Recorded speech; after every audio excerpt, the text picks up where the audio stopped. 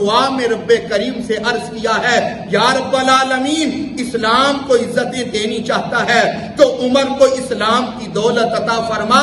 حضرت عمر فاروق بارگاہ مصطفیٰ میں حاضر ہوئے، کلمہ پڑھا، رسول اللہ کے غلاموں میں شامل ہوئے، صحابہ کرام نے نعرہ تکبیر بلند کیا تو جبریل امی جو فرشتے بھی بارگاہ مصطفیٰ میں حاضر ہوئے، یا رسول اللہ عمر کے اسلام لانے پر آج آسمانوں والے بھی خوشیاں منا رہے ہیں۔